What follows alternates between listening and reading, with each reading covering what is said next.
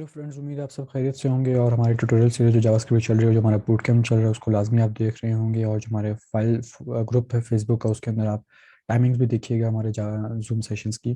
तो आज हम बात करने वाले हैं नेस्टेड फॉर लूप की। फॉर लूप के अंदर एक और फॉर लूप, जिस तरह हमने इफ एल्स के अंदर देखा था कि एक और इफ एल्स हम कैसे एम्बेड कर सकते हैं, वैसे ही फॉर लूप के अंदर देखिए हम कैसे हम एक और फॉर लूप एम्बेड कर सकते हैं और उससे क्या फ़ायदा होता है, क्या हम क्या क्या काम कर सकते हैं। तो आज हम बनाने वाले हैं एक शेप, एक पहले हम बनाएंगे स्क्वायर और फिर हम एक बनाएंगे ट्राइंगल। तो देखते हैं कि किस तरह से ये ट्राइंगल और स्क्वायर की शेप्स बनती हैं। तो आइए चलते हैं, देखते हैं हमने फॉर नेस्टेड फॉर लूप्स को। मैं यहाँ पे फॉर का कीवर्ड यूज़ करके एक फॉर लूप क्रिएट कर लेता हूँ, सिंपल, जैसे हमने लास्ट ट्यूटोरियल में देखा था फॉर लूप क्रिएट करने का मेथड। मैं यहाँ पर उसको वेरिएबल से डिनोट कर देता हूँ। Let's keep it a bit higher. और उसके बाद मैं कहता हूँ आई प्लस प्लस। सिंपल, मैंने ये एक फॉर लूप क्रिएट किया है, कुछ भी नहीं किया है, सिंपल एक फॉर लूप है। और अब मैं इसके अंदर एक नेस्टेड फॉर लूप एम्बेड करने वाला हूँ, यानी कि इसके अंदर अब मैं इसके कर्ली ब्रेसेस के अंदर जो है मैं एक और फॉर लूप एग्जीक्यूट करूंगा। मैं कहता हूँ फॉर, और उसको मैं उसका जो वेरिएबल नेम होगा मैं दूसरा रखूंगा, क्योंकि दो सेम नेम के साथ आप नहीं क्रिएट कर सकते। वो आपको एरर देगा या आपका कोड से रन नहीं करेगा। तो यहाँ पर आपने मुख्तलिफ वेरिएबल क्रिएट करना है जो नेस्टेड फॉर लूप आप बनाएंगे।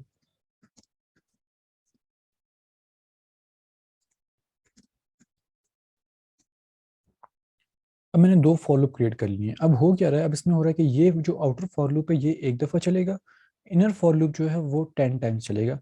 फिर आउटर फॉर लूप एक दफ़ा चलेगा, फिर इनर फॉर लूप जो है वो 10 टाइम्स चलेगा। तो इस तरह से जो है हमारे पास ये वर्किंग इसकी हो रही होती है। इसकी कितनी दफ़ा प्रिंट हो रहा होगा। मैं क्या करता हूँ, मैं इसके अंदर डॉक्यूमेंट डॉट राइट के थ्रू आपको मैं डेमो देता हूँ।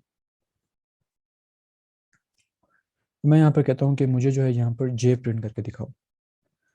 और अब अगर मैं इसको सेव करूँ तो ब्राउज़र में जाऊँगा, मैं रिफ्रेश करूँगा तो देखिएगा आप, हमें यहाँ पर मल्टीपल टाइम्स जे मिल रहा है। यहाँ पर अगर मैं यहाँ पर एक काम करता हूँ, मैं जे की वैल्यू प्रिंट करवाता हूँ। मैंने यहाँ पर स्ट्रिंग पास कर दिया, मैं यहाँ पर जे की वैल्यू पास करता हूँ। और अब अगर मैं यहाँ पर जाकर रिफ्रेश करूँ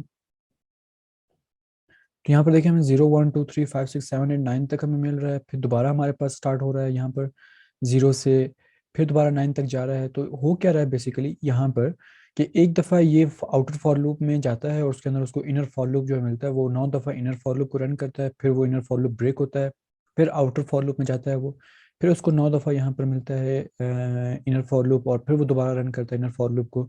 और इस तरह से हमारे पास जो है वर्किंग हो रही है। मैं इसको मजीद एक्सप्लेन करने के लिए मैं क्या करता हूँ, मैं यहाँ पर आउटर फॉर लूप के अंदर भी एक टेक्स्ट लिख देता हूँ। मैं यहाँ पर कहता हूँ एक BR का टैग में यूज़ करता हूँ लाइन ब्रेक के लिए।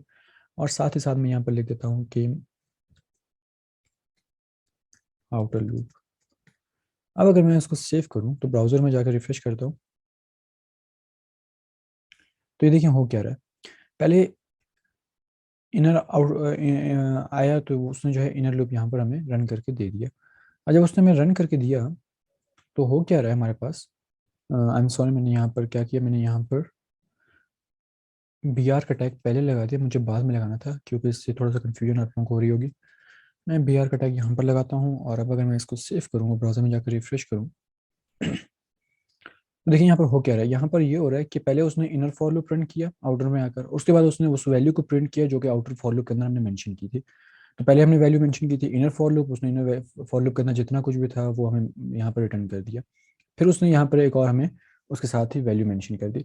तो हो क्या रहा है कि जो हमारा आउटर फॉर लूप होता है वो चलता है रो वाइज, और इनर फॉर लूप जो है वो चलता है कॉलम वाइज। यानी कि एक रो में आपने कितने कॉलम प्रिंट करवाए, फिर एक रो में, फिर नेक्स्ट रो में आपने कितने कॉलम प्रिंट करवाए। So that's how it works. अब यहाँ पर देखिए हमारे पास आउटर फॉर लूप में 10 टाइम्स ये प्रिंट हुआ, और इनर जो है हमारे पास वो भी 10 टाइम प्रिंट हुआ। लेकिन अगर मैं इनर को कम कर दूं, मैं इनर को कर देता हूँ 4 लेट से, तो अब क्या होने वाला है। अब मैं अगर इसको रिफ्रेश करूँ तो यहाँ पर देखिए हमारे पास जो इनर फॉर लूप था वो यहाँ पर 4 टाइम्स जस्ट रन हुआ है। तो क्या हो रहा है कि कॉलम वाइज जो है वो इनर फॉर लूप रन हो रहा है, और आउटर फॉर लूप जो है वो फिर यहाँ पर हमें रो वाइज शो हो रहा है। मैं यहाँ पर इस वक्त इसको आउटर लूप को हटा देता हूँ और मैं यहाँ पर जस्ट कर देता हूँ BR का टैग, ताकि लाइन ब्रेक हो सके और हमें नज़र आ सके कि किस तरह से ये रो वाइज और कॉलम वाइज रन हो रहे हैं। तो ये देखें, अब ये कॉलम वाइज रन हुआ, इसने यहाँ पर 4 वैल्यूज प्रिंट करवाई, फिर यहाँ पर लाइन ब्रेक आया। अब जैसे ही वो इनर फॉर लूप एंड हुआ, फिर वो सेकंड लाइन पर गया, फिर उसने वैल्यूज प्रिंट करवाई, फिर थर्ड लाइन पर फिर वैल्यूज प्रिंट करवाई। तो इस तरह से वो वैल्यूज प्रिंट करवाता गया। तो this is how basically inner for loop works.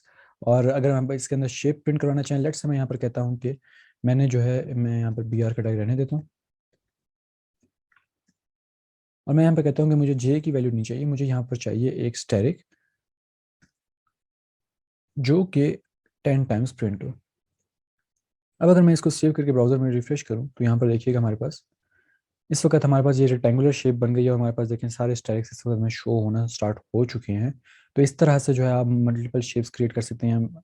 अगर मैं यहाँ पर चाहता हूँ कि मेरे पास ट्राइंगल की शेप यहाँ पर शो हो मुझे, तो उसके लिए मैं क्या करूँगा, क्योंकि अब ट्राइंगल की शेप में क्या होता है कि हम चाहते हैं कि जब वो रो 1 पे आए तो उसको एक कॉलम नजर आए, जब वो रो 2 पर जाए तो उसको दो कॉलम्स नजर आए, जब वो रो 3 पर जाए तो उसको तीन कॉलम नजर आए। मतलब इस तरह से आपके पास एक राइट एंगल ट्राइंगल क्रिएट होता है। कि अब यहाँ पर हमारे पास देखिए एक राइट एंगल ट्राइंगल क्रिएट हो रहा है कि रो 1 पे 1 कॉलम, रो 2 पे 2 कॉलम, रो 3 पे 3 कॉलम। तो इस तरह से हमारे पास ये क्रिएट हो रहा है। किस तरह से वो करेंगे हम, यहाँ पर देखिए हमने इस वैल्यू को डायनामिक बनाना है कि वो जो उसकी कंडीशन है वो डायनामिक बन जाए, ताकि वो अकॉर्डिंगली रन होना स्टार्ट हो जाए। मैं यहाँ पर आई प्लेस करता हूँ। अब आई में क्या होगा, जब वो पहली दफ़ा आई की वैल्यू को यहाँ पर कैच करेगा तो उसको जीरो मिलेगी।